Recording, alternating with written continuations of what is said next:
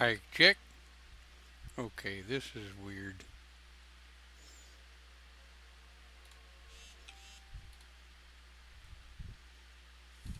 Life is not about what happens to you. Alright, this is weird. I appear to be pushing sound out of desktop input rather than microphone input.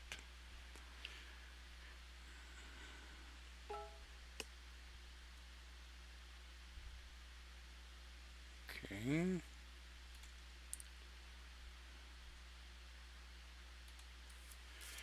Alright, so can everybody hear me now?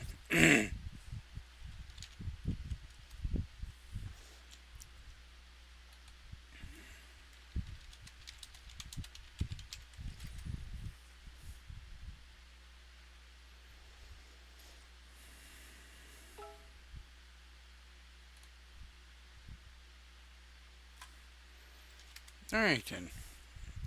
Looks like we're ready to rock and roll. It would appear that either some settings changed somewhere or Facebook is on crack because my settings are ass backwards from what they should be. Yeah, kind of odd. Alright, so I'm going to try something.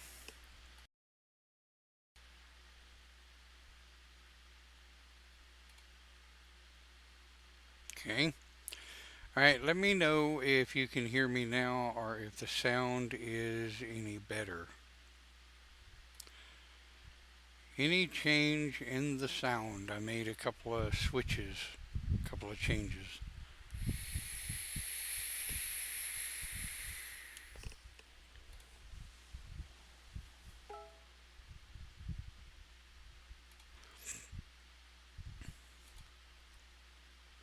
Okay, well, everybody says no change, so. Alright, onward and upward. Yes, good morning. Happy Sunday. Um, Welcome to Open Pagan Church. We are going to be talking about religion and technology. Well, I got a couple of pages pulled up and I did a Google search on religion and technology. And I found a list of people that were burned as heretics because they believed in science or they practiced science back in the ancients, as it were. The 1200s through probably the early 1900s.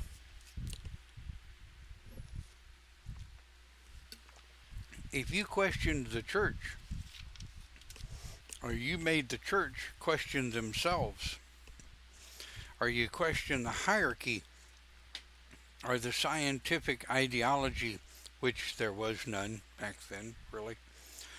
If you questioned or challenged the religious hierarchy of the scientific belief system of the church, you were burned, hanged, dismembered, gutted, all sorts of prisoned, um, chained, all sorts of unspeakable tortures and what have you. The church was an unquestionable source. And I found it rather interesting as I was growing up in the 60s and 70s. There was still quite a bit of rhetoric put forward by the church for television, radio, um, technology, but I found it most interesting. Let's see, let me Google that real quick because I don't remember.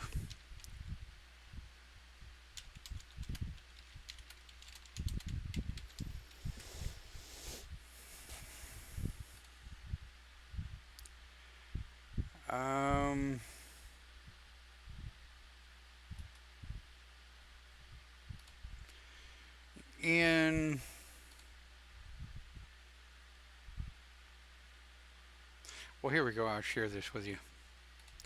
Technology and religion. Check this out. Get it up here so you can see it. In 1931 was when the Vatican decided that it would be okay for the Pope to do a radio show to the masses.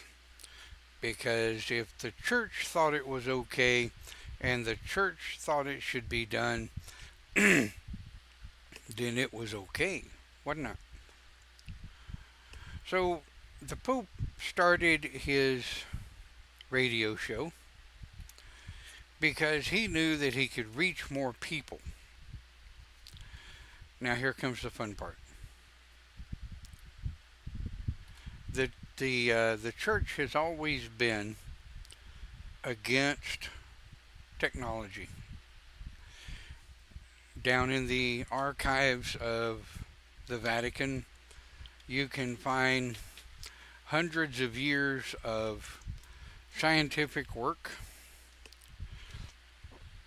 technological achievements, and scientific writings, all done by individuals that had been blocked by the church, the Catholic Church to be more precise, the Vatican to be even more precise. Well, I don't know if any of you have actually kind of gone through and taken a look, but I'm going to put in the chat area a link, a list of people burned for heretics. I thought some of the people in this list were rather interesting. You know, when you consider, and yes, this is Wikipedia, so those of you that have a problem with Wikipedia, get over yourself. It's okay. But through here is a list of people, and looking through it, it's quite interesting. Kind of spooky when you think about it. And then you get into the double standards of the church, right? This is the part that always fascinated the hell out of me.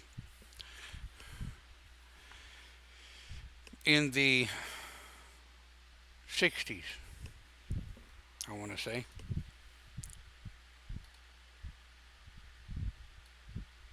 let's see.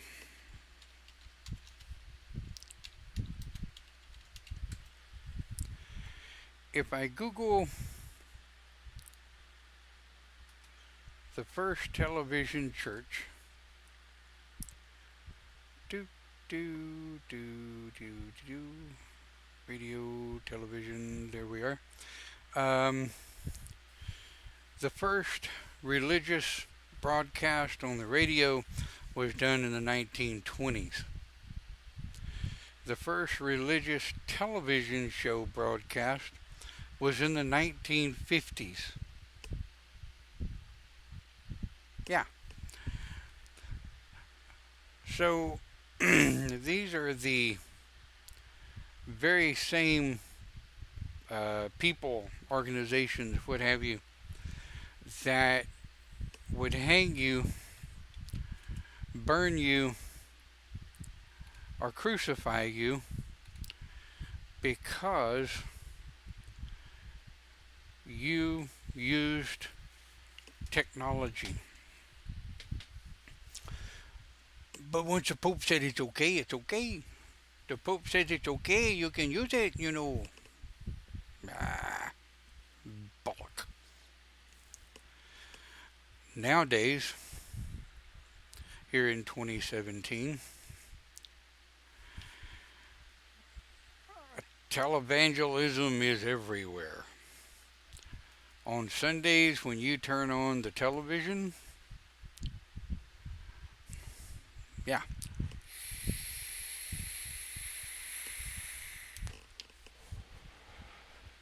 you get inundated with fundamentalist rhetoric by some of the most richest, most powerful religious establishments on the planet.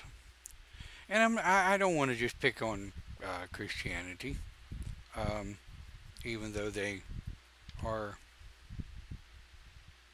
the only ones I've seen that are allowed on public television.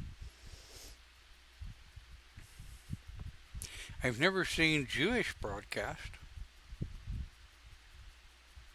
not on public television, on paid cable programs, you might.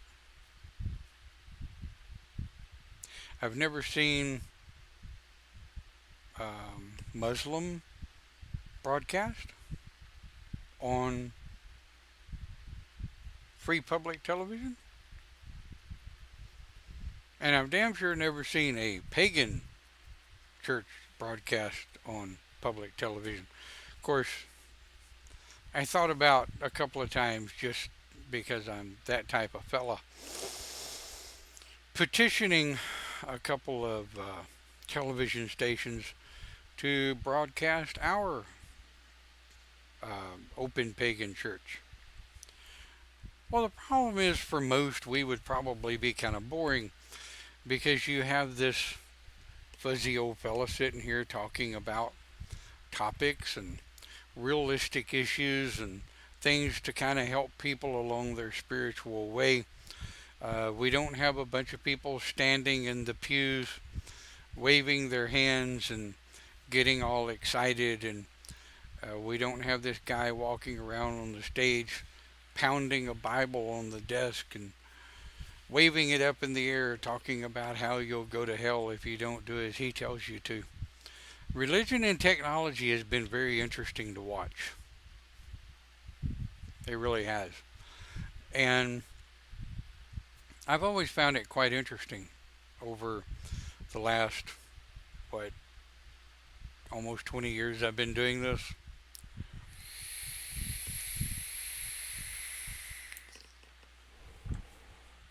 Open pagan church typically is not that exciting. Even when we had the church circles down south prior to '08, we'd have what 15, 20 people, maybe 30 on a good day, and we'd all be in a circle, exchanging ideas. We would have guest speakers come in from different philosophical organizations, and they would start a topic, and we'd kind of go around the circle and get each person's individual input into that.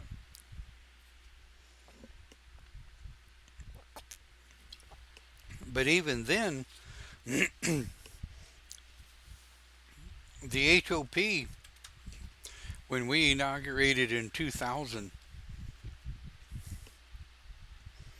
over 75% of all of our communication in 2000, yeah, get that, in 2000 was done over the internet, either through chat groups, um, through Yahoo groups. That was a big thing back then. Um, we used IRC channels, we used chat channels, we used whatever medium we could to get the word out about HOP, because as far as I knew then, and now as far as I know, we're one of the few open pagan churches that do not allow a um, path oriented operation. I've seen some first Wiccan churches, as it were. I've seen some pagan churches that are labeled First Pagan Church of whatever, and that's cool. But if you look at their canon, you look at their writing and their bylaws and what have you, they're a they're either a Wiccan based, a Druidic based. They have a path oriented philosophy, which um, the HOP and the OPC never has. We try real hard to keep it simply pagan. But if it wasn't for technology, think about it. If um, if back in the Renaissance time, the churches of the time had their way, there wouldn't be any of these.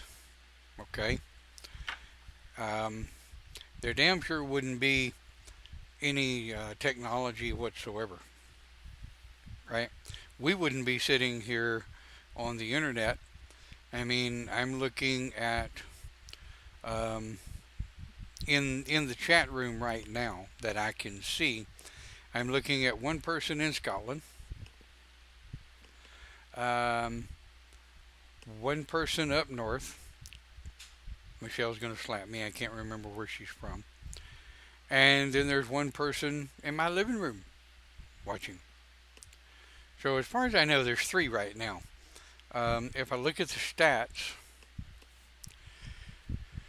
if I go back over here, click here, um, we have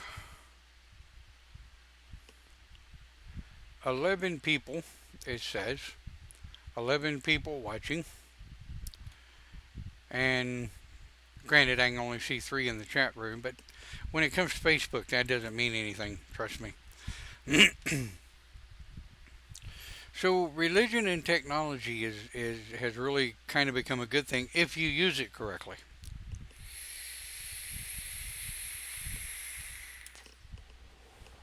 Michelle says Maryland. See? We got one in Scotland, one in Maryland, and one in the living room. Kind of funny. They're all over the place. But because of the technology, with the technology the way it is, we can do this.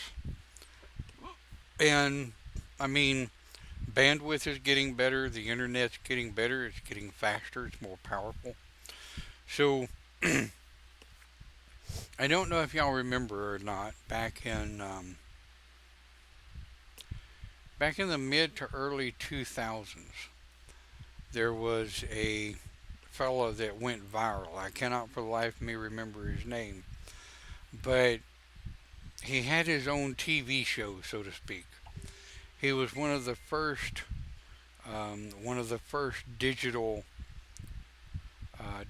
personalities. Ah, damned if I remember his name. If anybody remembers his name, let me know. I'll pop one of his videos in the chat area. But the sign of technology is awesome. And of course, I'm a real techno geek. As many of you know, I am a network server engineer, support system lead, and I've been in computers since '94. Boy, showing my age. And I love technology, right? The only thing there's very few things I like better than technology because it's allowed us to be where we are. Some of it is extremely dangerous if used incorrectly. And one of them is the technological medium of religious rhetorics that are able to reach millions of people globally. Now, what I mean by religious rhetoric, I mean your skinheads, um, white supremacists, radicals, radicals on both sides. Okay, radical is radical, whether you're Sons of Anarchy, um, Black Lives Matter, White Lives Matter, um, ISIS, white supremacists. You know, I personally feel like lives matter myself, whether you're black, white, brown, pink with purple polka dots, or purple with pink polka dots. Boy, say that three times fast. That's a tongue twister. I am seriously, I've never been into any kind of radical behavior. It really doesn't do any good for anybody. Even when I was younger and dumber, um, I did have a school shut down twice because of their religious intolerance. But I never saw myself as a radical, really. um, I would get in your face over my religion, my freedom of my religion. But I've always tried very hard not to discriminate against those different than myself. And that gets into a totally, completely different conversation.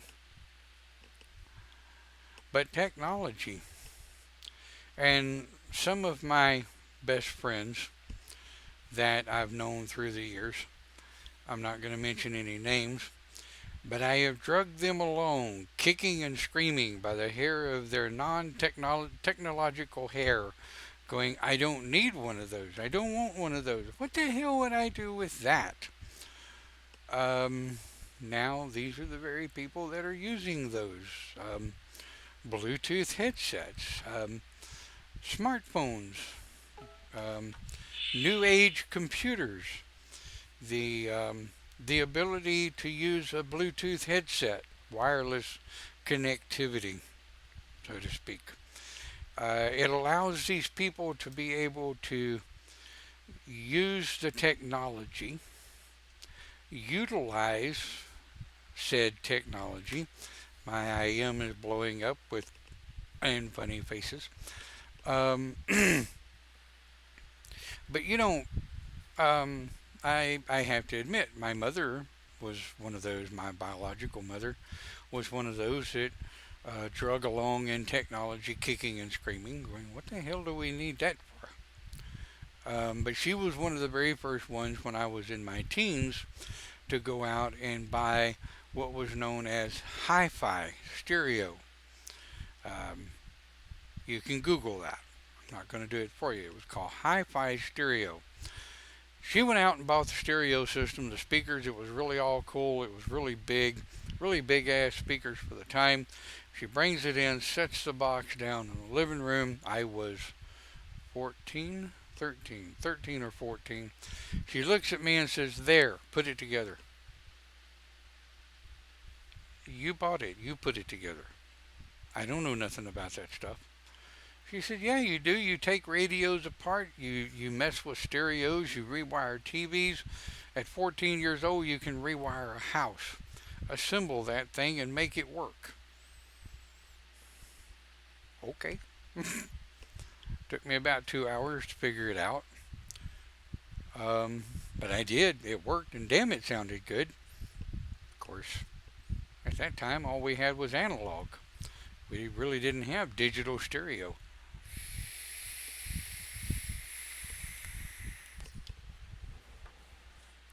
And lo and behold, I think it was a Sunday that I hooked it up, that I put it together. It had a digital tuner. It didn't have the knob, right? You push the button and it scanned the radio channels. Now I thought that was cool as hell. What is the first channel that came up on the radio in 1970? Let's see, we moved to Liberty in 78. I was 16. 14 would have been 76. 1976, the first channel that comes up on the freaking radio on auto scan was "Praise the Lord, Jesus gonna save me today." I like to shit. 1976, auto scan. First channel that comes up is a radio evangelist. I'm like, really? We all kind of got a big kickle out of that. But the technology used correctly in religion, it allows us to be able to reach out to more people. And it's like our videos, as you know, they're live broadcast here on Facebook.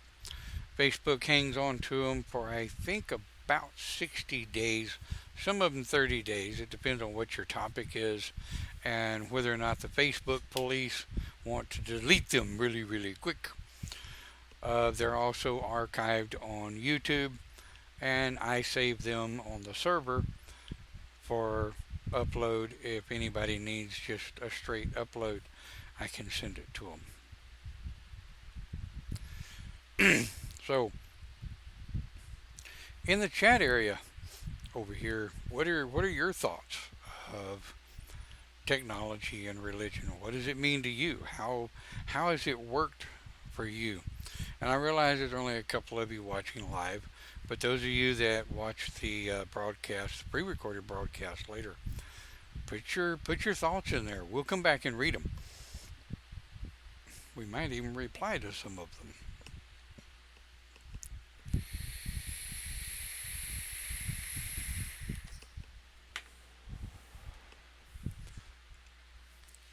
So as we as we get deeper into the philosophy of religion and technology, let's talk about some of the ways technology has helped and hindered religion. Now, anyone that knows me knows that I use the term religion to describe the political architecture of a particular philosophy, right? Pagan is a religion. Jewish is a religion. Christianity, religion. And the atheists are so solely going to argue with me on this one. But atheism is a religion. It is a philosophy of spiritual idealism. What do we have here? Copy. And, but I take those ideas and those philosophies and I put them into a topic that we can use here on Open Pagan Church to talk about, discuss, not necessarily debate, have you, but build a dialogue, conversate about our different thoughts and philosophies. Because none of the two of us are the same, and none of us express ourselves exactly the same. I like to keep an open mind. I like to keep an open idea. And I like to keep somewhat of a open philosophy, if you will, when it comes to certain ideologies.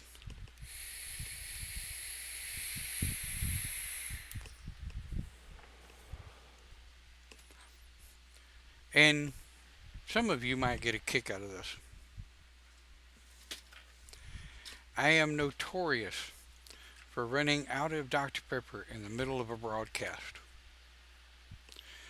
And I am notorious for asking either Camille or Kaya to bring me a Dr. Pepper in the middle of a broadcast. Because, like right now, I'm getting kind of low. So I found this jar. I had to show it off.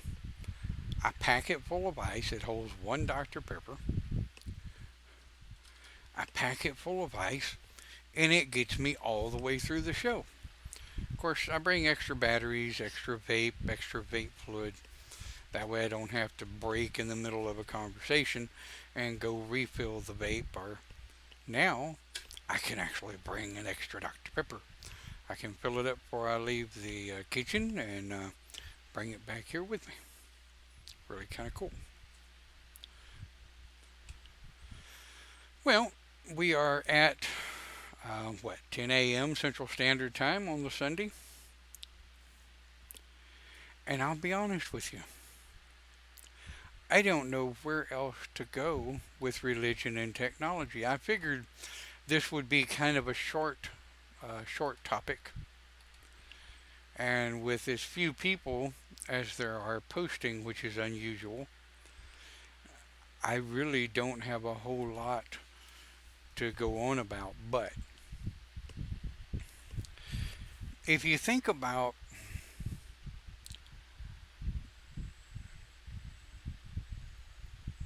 if you decide to start your own video channel where you're broadcasting religious ideology, and let's hope you're one of those that starts a channel where you're broadcasting religious ideology and not religious rhetoric.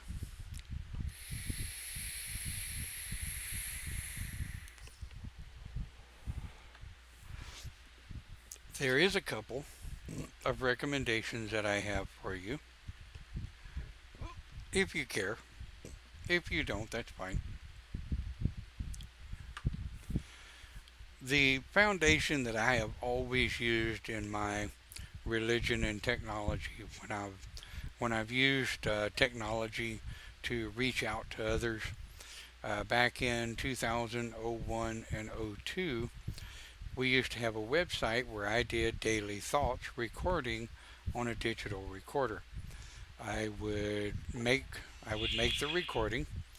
I would send that recording to someone else, and they would upload it to the website with the thought for the day.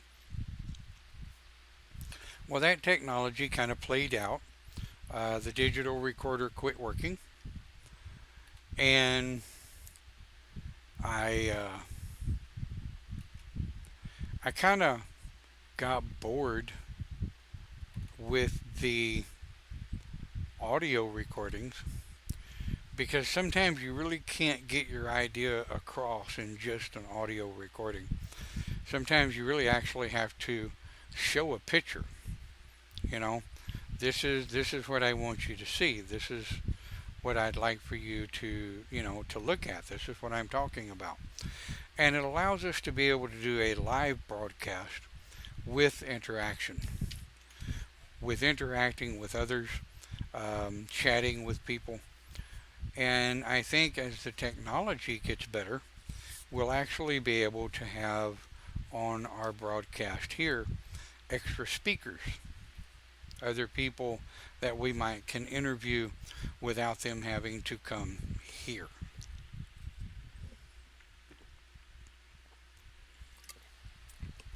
Now, what I thought about doing, of course, I would have to really ramp up this poor computer I use now with a whole lot more RAM and a whole lot better video card than it's got. I thought about doing a face-to-face split screen video interview with some pagan artists, some pagan authors and stuff, and have a conversation here on Open Pagan Church about certain philosophies, and use my OBS software to be able to put their video on here as well as mine, which I thought would be real cool. I did do some test runs just internally on my network here. My poor computer won't take it. The video was very splotchy. It the it was just nasty. It was just nasty. It just didn't work at all, surprisingly. So with this, and I do kind of hate to cut it short. I wish I could come up with more to talk about on religion and technology because I do find it a fascinating topic. But if I can get several people to involve themselves in a chat conversation, and we would like to do maybe another interactive religion and technology church later on, I'm happy to entertain it. But if it's just me sitting here, I've run out of things to say, believe it or not, which is amazing in itself. Shut up. Right. So I'd like for you to think about something before you really, like I said, get into religion and technology. Think about what you're doing. You need to think about the audience that you want to reach, some of the things you're going to say, and the platform that you're going to build your channel on. That's a very important thing.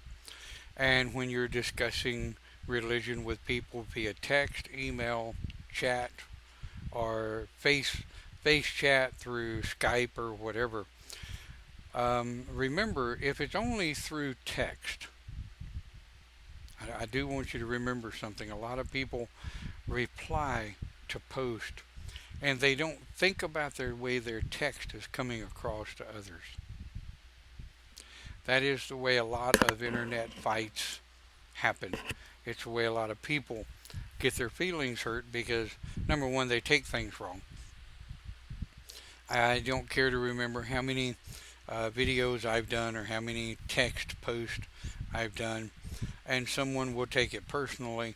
And what's funny as hell, it'll be somebody I don't even know, somebody I've never even heard of. And they say, well, I don't know who you think you are talking about me that way. And I'm like, I don't even know you. Piss off. I don't know you from Adam. So don't take things too personal. A lot of times these people are saying things that are just of their own philosophy. Religion and technology can be a good thing if it's used responsibly. Kind of remember that. But with that, that's it. 30-minute church on a Sunday morning. Amazing. I'll give you part of your weekend back. And those of you that watch the pre-broadcast later, pre-recorded broadcast, by all means, hit the like button, hit the reply, give us a poke. We'll talk about it. Have a great day. Thank you for watching Open Pagan Church.